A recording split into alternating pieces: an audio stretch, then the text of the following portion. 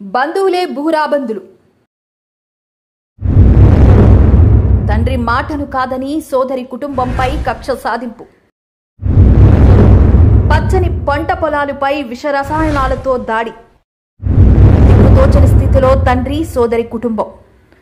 కసింకోట మండలంలోని కొత్తపల్లి బుచ్చయ్యపేటకు చెందిన అల్లం సన్యాసి అనే రైతుకు 3 కుమార్తెలు. అందులో ఒక కుమార్తె కొడుకును మనవడును దత్తత తీసుకున్నాడు. కొన్నాళ్ల క్రితం తనకున్న వ్యవసాయ భూమిలో కొంచెం 2 కూతుర్లకు రాయిగా ఎక్కువ శాతం తన మనవడి పేరుపై రాశాడు. దీంతో ఎవరికి వారే రిజిస్ట్రేషన్లు చేయించుకుని పట్టాదారు పాస్ పుస్తకాలు కూడా పొందారు.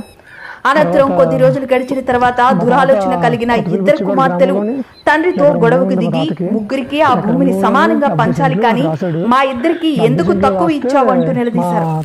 మనవడిని పెంచుకున్నాను కాబట్టి ఎక్కువ ఇచ్చానంటూ తండ్రి బదులిచ్చినా పట్టించుకొని ఆ కుమార్తెలు కొడుకులు బొబ్బరి సురేష్, బొబ్బరి వెంకట్, తుమ్మపాల చిరంజీవి, అల్లుళ్ళు కట్టమూరి బాపూజీ, నల్లమారి రాజులతో కలిసి తన సోదరి కుమారుడికి కేటాయించిన వ్యవసాయ భూమిలోకి అన్యాయంగా ప్రవేశించి ఇందులో ఉన్న పంటను విష రసాయనాలతో నాశనం చేశారు.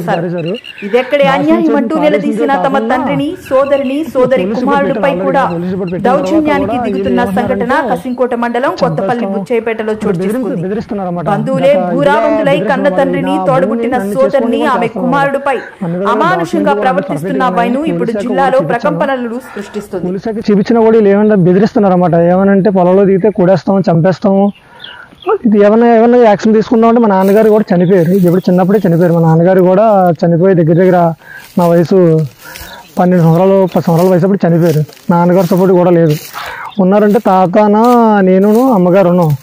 ఇంకా ఏది చేద్దామంటే ఇంకా వాళ్ళకి ఫ్యామిలీ బ్యాక్గ్రౌండ్ ఎక్కువైపోతుంది. ఏది చేయాలన్నా నేనేం చేయలేకపోతున్నాను. ఎక్కడ పరిగెట్టాలన్నా ఎక్కడ చేయాలన్నా ఎక్కడే వాల్కమ్ డ్యూటీలో నేను డ్యూటీ చేస్తూ ఉంటాను అన్నమాట.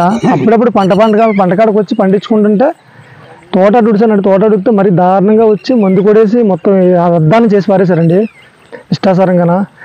అదే కాకుండా బెదిరిస్తున్నారు అన్నమాట. తాతని చంపేస్తాం, అమ్మని చంపేస్తాం అని బెదిరించి అరేంజ్మెంట్ చేస్తున్నారు అన్నమాట చాలా గట్టిగాన. కంప్లీట్ ఆల్రెడీ ఛానల్ నుంచి 1 నుంచి కూడా కంప్లీట్ అంత ముందు ఇచ్చానండి. సర్లే ఆలే కదా మావులే కదా అని వదిలేశానండి. మొన్న వచ్చి నీరు తడుపుతుంటే చాలా దారుణంగా వచ్చి ముందు కొడేసి మొత్తం అన్ని కొడేసిపోయారండి. ఆల్రెడీ వాళ్ళ ఫోటోలు కూడా తీసి పోలీస్ యాక్ట్ ఇచ్చానండి. ఆల్రెడీ కంప్లీట్ కూడా పోలీస్ కంప్లీట్ చేశాను.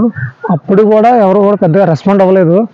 మళ్ళీ కూడా ఇప్పుడు నేను కంప్లీట్ చేశాను. నాకైతే నమ్మకం లేదు అసలు నాకు న్యాయం జరుగుతుందని. పోలీస్ కంప్లీట్ పెట్టాను కానీ నాకు న్యాయం జరుగుతుంది అయితే నాకు నమ్మకం లేదు. ఏ కాగితాలు రాయించుకున్నారు, కంప్లీట్ కూడా ఇచ్చాను ఆల్రెడీ. కానీ ఎఫ్ఐఆర్ ఫైల్ చేశాను అంటున్నారు.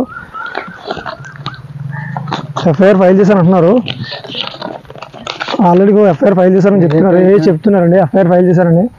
నాకైతే నమ్మకం లేదండి. వీళ్ళ మీద ఏ ఒక్క యాక్షన్ కూడా తీసుకోవట్లేదు. చెప్పిన తర్వాత కూడా అక్షవారెంట్ తీసుకోలేదు, ఏం తీసుకోలేదు. నా ముందే తిరుగుతున్నాను. నేనే స్టేషన్లో ఉంటూ తిరుగుతున్నాను కదా. వాళ్ళు నా ముందే నాకన్నా ఎక్కువగా ధైర్యంగా తిరుగుతున్నారు. ఏమనంటే మనం చూసుకుంటారు రాజకీయం బలం ఉందా, వాళ్ళు ఆడున్నారు వీళ్ళున్నారని రాజకీయం బలంగా బెదిరిస్తున్నారు. అంతేగాని తప్పించి నాకు న్యాయం అయితే జరగలేదు. నాకైతే నమ్మకం లేదండి న్యాయం జరుగుతుంది. అందుకని మీడియాని కొద్దిగా సంప్రదించానండి. ఏమైనా న్యాయం చేయాలి, మీరే న్యాయం చేయాలి. ఆడపిల్లలు కూడా ఇందులో ఓటా కావాలంటారు. వాళ్ళకి ఇచ్చేసాను. మరి కుర్రోని పెంచుకున్న చేత ఆడికి నేను భూమి 70 సెంట్లు భూమి రాశాను. తినే గాడికి వస్తాను దత్తం చేసుకున్నాను, కుర్రోని దత్తం చేసుకున్నాను అని చేసి ఇంకా నాకు మా మామ రాసింది. నాకు రాస్తే వీడికి నేను రాసినాను. మనడికి చెవగోడికి వాళ్ళకి ఎంత ఇచ్చావు? వాళ్ళకి 35 సెంట్లు ఇద్దరు కలిపి వాటి కావాలంటారు. నాకెంత ఇచ్చావు? నమస్తే అండి, నేను అంశెట్ లక్ష్మణ్ కుమార్. ఇక్కడ మనం చూస్తున్నాం శంకర్ శివ అని చెప్పేసి ఇతనికి చాలా అన్యాయం జరుగుతుందని చెప్పేసి హ్యూమన్ రైట్స్ దృష్టికి తీసుకొచ్చారు. మేము వాళ్ళకి సపోర్టెడ్గా వచ్చాం.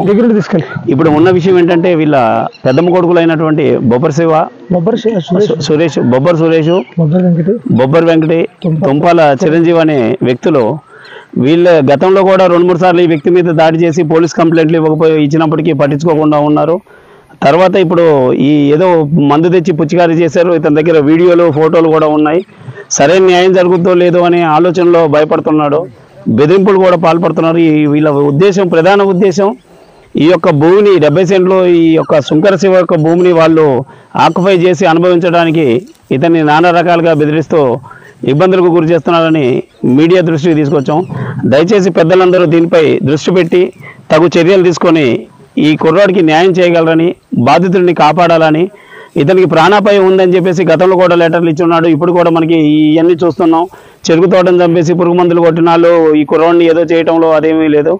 కాబట్టి చట్టాలు తీసుకొని న్యాయం చేస్తారని వేడుకుంటున్నాం సార్.